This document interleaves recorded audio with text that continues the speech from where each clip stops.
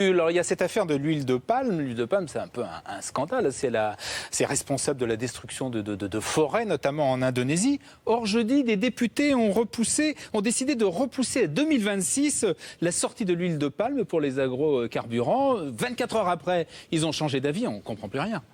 En tout cas, le sujet, c'est pas de déforestation à l'autre bout du monde.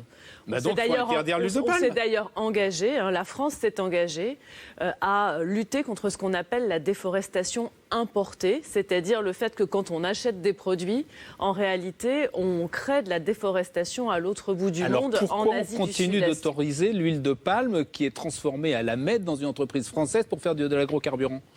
En fait, ce que dit l'entreprise, c'est qu'elle veut un délai pour adapter ses pratiques. Moi, je crois qu'il faut qu'on regarde avec elle si c'est possible d'acheter de l'huile de palme qui ne déforeste pas. Il y a des certifications sur l'huile de palme comme sur d'autres produits, des certifications données par des ONG, par des organisations internationales. On a donc dit qu'on allait ouvrir un groupe de travail avec l'entreprise pour voir si c'est possible. J'ai le glyphosate. Il y a des maires qui l'interdisent dans leur commune parce que c'est supposé cancérigène. Et la justice, elle tranche dans un cas en leur faveur ou en leur défaveur.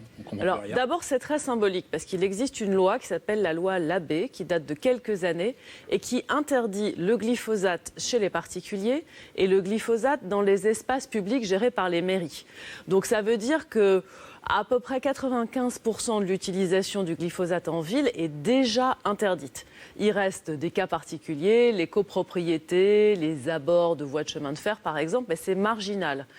Donc c'est vraiment plus des décisions pour en parler qu'autre chose.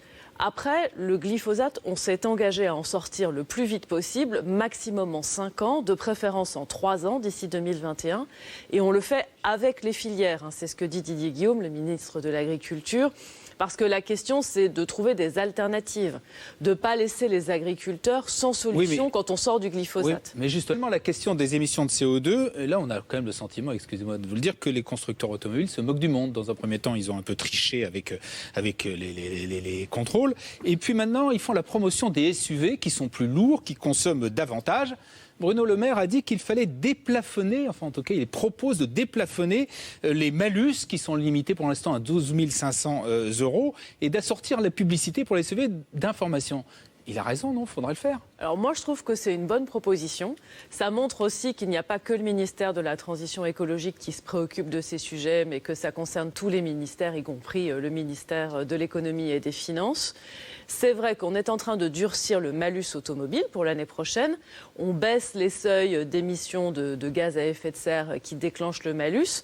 On est plus dur. Pourquoi pas aller un cran plus loin et le déplafonner ? Et puis, je crois aussi au sujet information des consommateurs.